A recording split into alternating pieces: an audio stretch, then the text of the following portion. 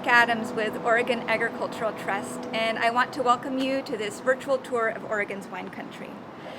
Right now, I'm at the Oregon Convention Center where we were scheduled to have rally, but instead I'm really pleased to be able to meet you online and hopefully afterwards for Q&A. So the soil that I'm standing on right now is the biggest patch of Class 1 soil in the state of Oregon, and actually some of the best agricultural land in the world. As you can see, it is now paved. However, Oregon's land use program has done a stellar job of slowing the loss of Oregon's agricultural land. On today's tour, you're going to be learning from several experts about that land use program, as well as visiting Fair-Sing Vineyard and Bethel Heights Vineyard to learn about their voluntary conservation measures. And then we're going to learn about how permanent land conservation with easements can be an overlay on both of these systems. So, welcome to the tour and hop aboard!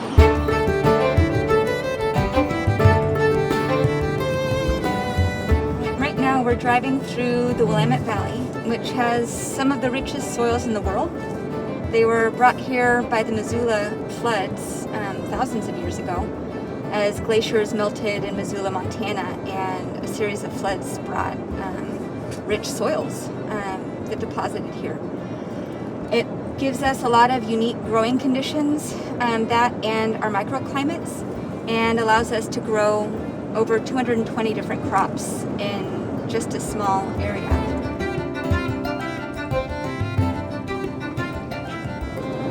So we are currently driving through the mid-Willamette Valley on our way to an urban growth boundary where you'll be able to see the confluence and conflicts between this rural landscape and a lot of the urbanizing landscapes, especially in the northern Willamette Valley.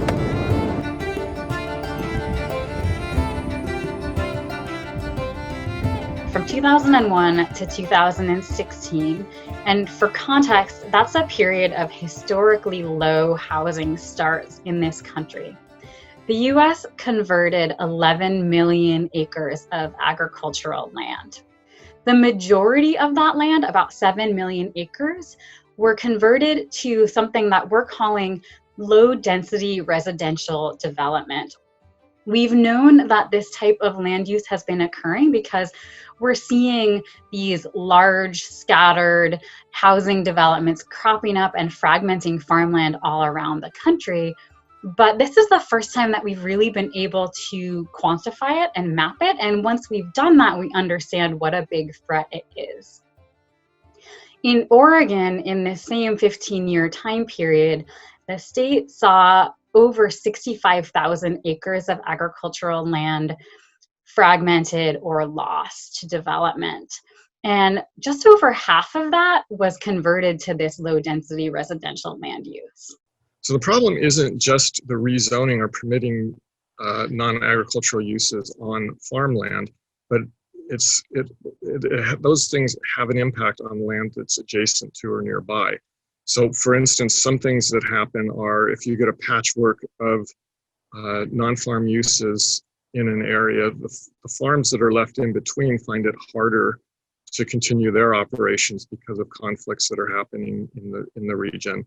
So eventually some of those stop being farmed, even though there's not other uses occurring on them, but they are being taken out of production nonetheless. Another thing that happens in situations like that is farmers slowly start to come to the conclusion that there isn't a long-term future in farming their area.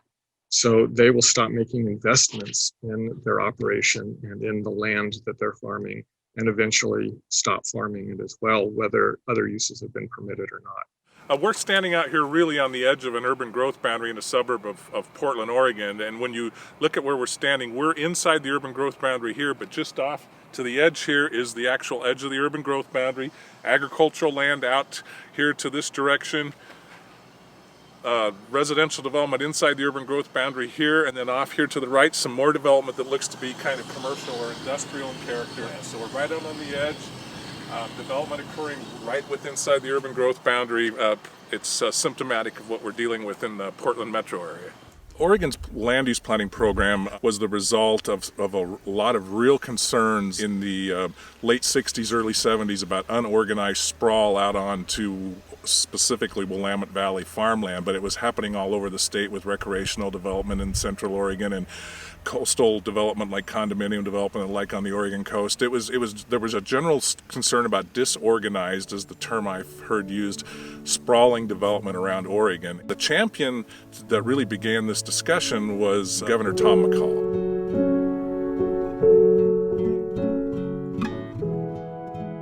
He had a knack for amplifying issues and really brought to the forefront the concerns that he had and a lot of other people had about this sprawling development. There's a lot of other champions that ultimately it was passed in 1973 and established Senate Bill 100.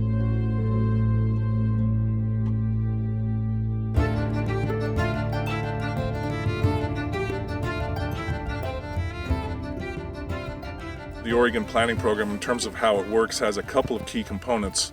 One is to contain urban sprawl in within the urban areas of existing cities, contain rural residential development where it has occurred, while not promoting additional rural residential development. And on the other side of the coin, once you've identified those areas, protect our working landscape. So protect agricultural lands, protect forest lands for farm and forest use. So it's really about managed, contained growth and protecting our valuable resource lands. We're focusing today on the wine industry, in part because of this industry's commitment and dedication to conserving its lands. In Oregon, this has taken the form of conserving the native oak habitat that the wine industry is in some places replacing.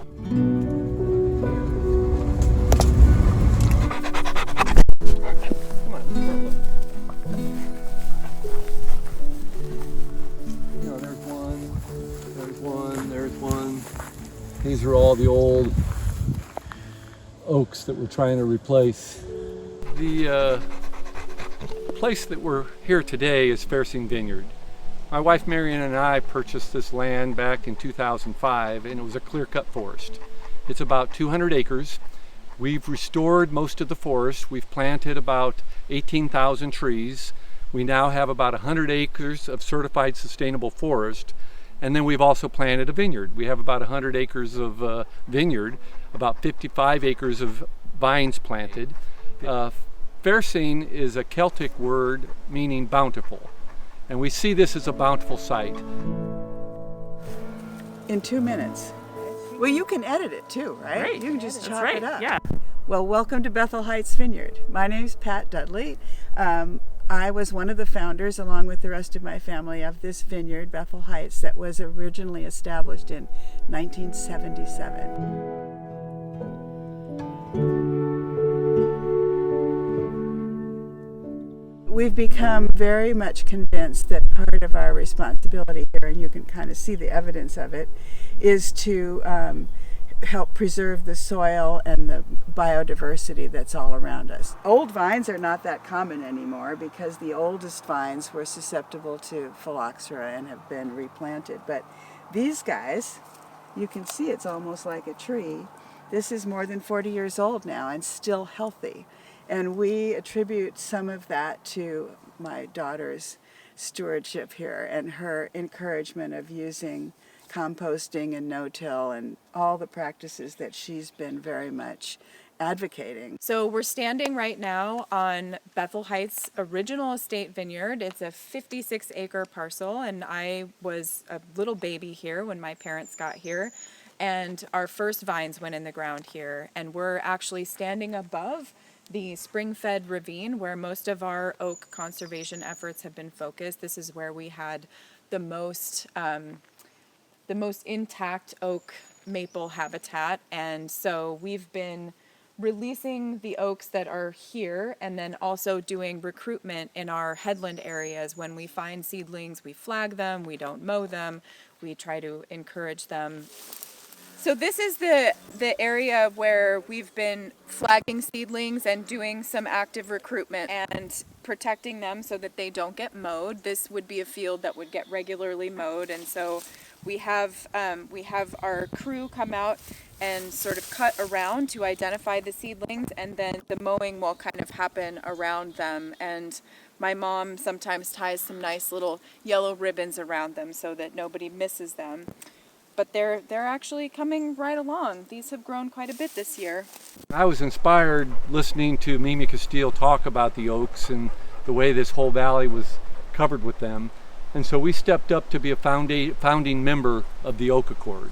And what that meant was we paid a forest specialist to come out, survey our 200 acres, and identify where were the best places to plant oaks. It takes a little time to develop the Oak Accord savannas. We start with an acorn. This was planted last fall. I put an acorn in this pot. I actually put it in a coffee cup and then got it to sprout and then transplanted it to this pot.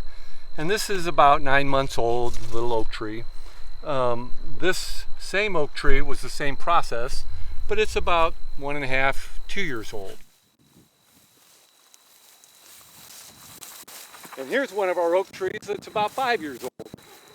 And you can see that we've planted them about every 30 foot, because once this gets to be grown up in about 150 years, they'll start crowding each other. But you can see this grassland now is being returned to an oak savanna.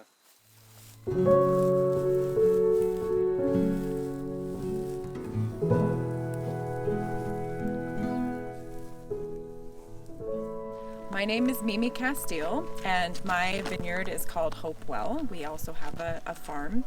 And my reason for being here is that I'm the co-founder of the Oak Accord with my friend Nicole.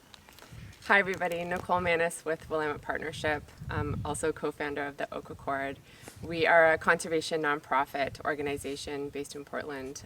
We've been working on resilient habitat restoration issues for the past 10 years in the Willamette Valley and more broadly in Oregon. So as a conservation organization, we were really keenly aware that in Oregon there are no regulatory protections for oak. There were no limitations on how conversion was happening across the Willamette Valley. And in that effort to restore really small pockets of endangered species habitat, I was visiting all of these properties and realizing that oak was kind of declining from benign neglect. And I had landowners asking what should they do about this habitat type. And not being an oak ecologist or specialist, I sort of didn't have an answer for them, and I didn't really have a clear place to point them in terms of where to go for an oak-specific restoration program.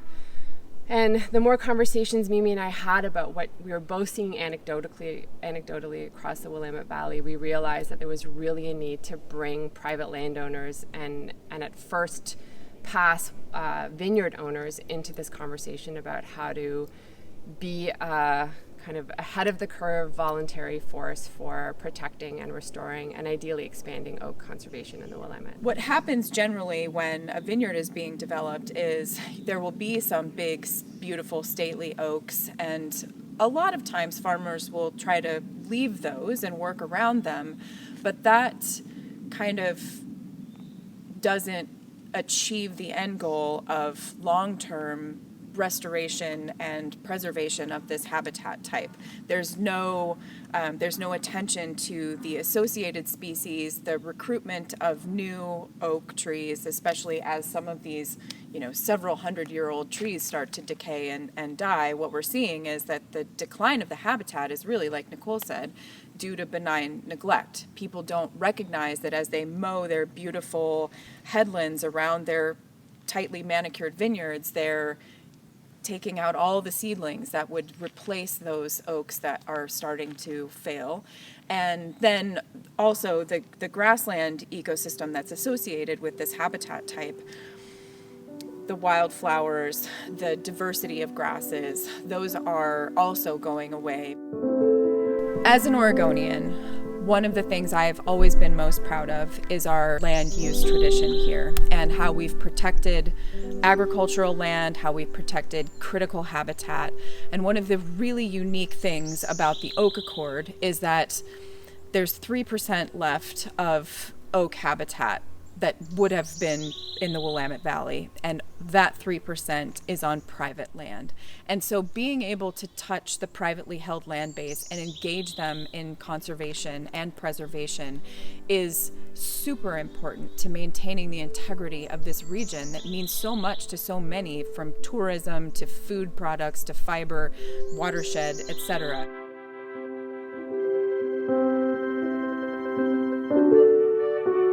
If you know anything about Napa County, you know that it's got a strong winery vineyard presence, and it grows world-class wines. Behind that is the fact that it's a relatively small rural agricultural county, and the concept for the land trust was to come behind the regulatory provisions that were in place with the establishment of the Ag Preserve, I think back in 1968. And so what you needed was permanence coming from agricultural conservation easements.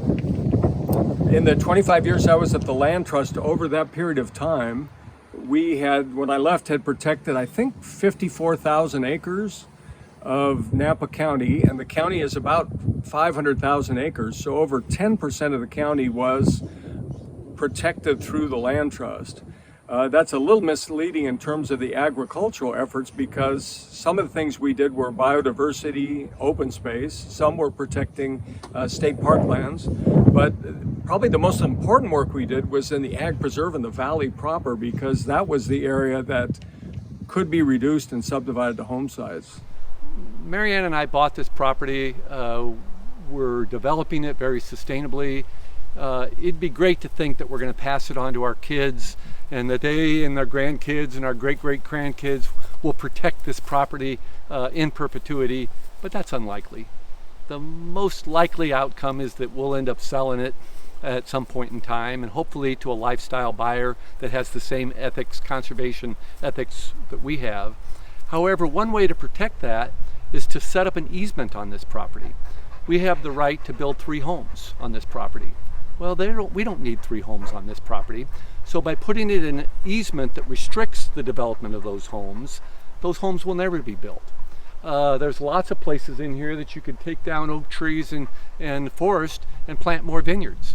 By putting it in a trust and setting aside the 100 acres that we want committed to forest, it'll never be able to be planted in vineyards. It'll stay in a forest. I think landowners' passion about conserving their land comes from their passion for the land.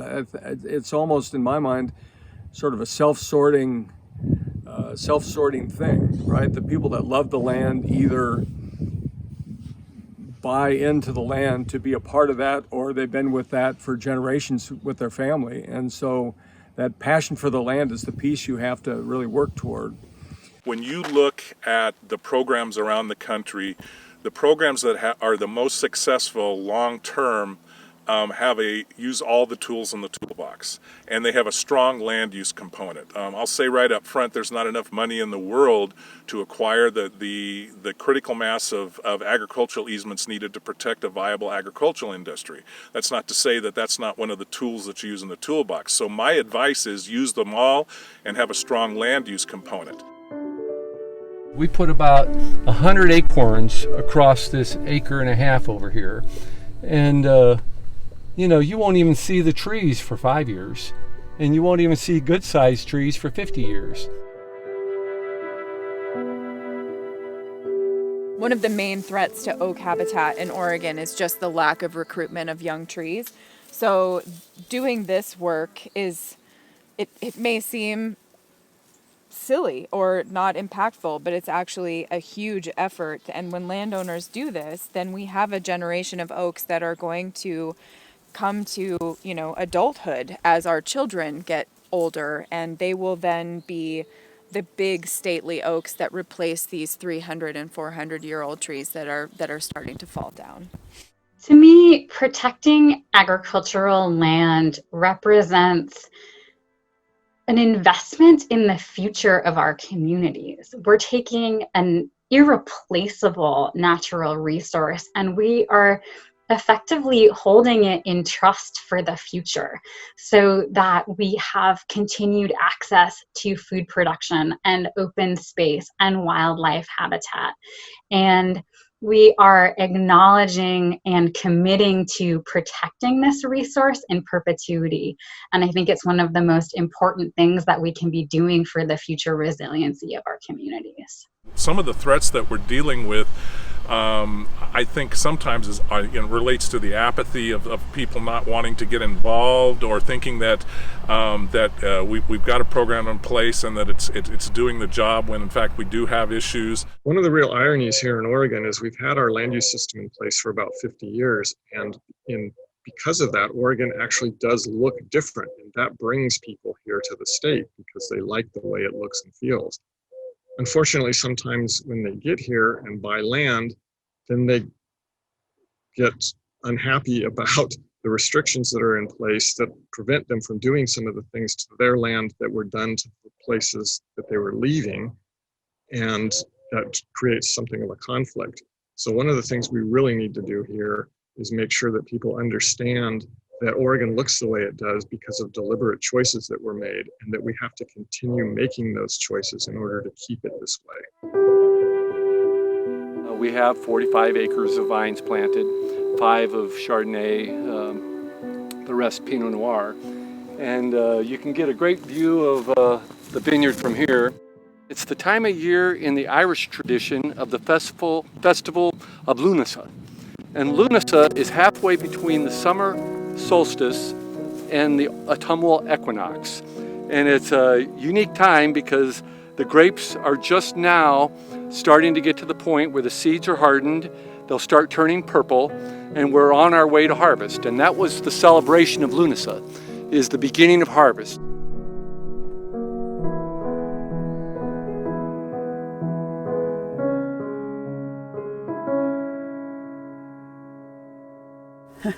It's got its own little ecosystem.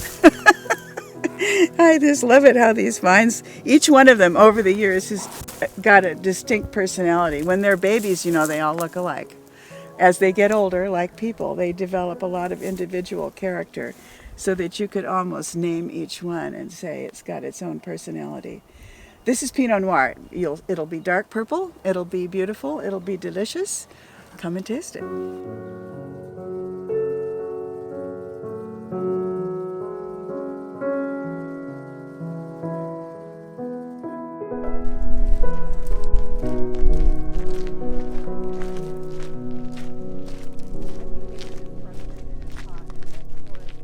Thank you for joining us on this tour, and our thanks to Columbia Bank for sponsoring this video.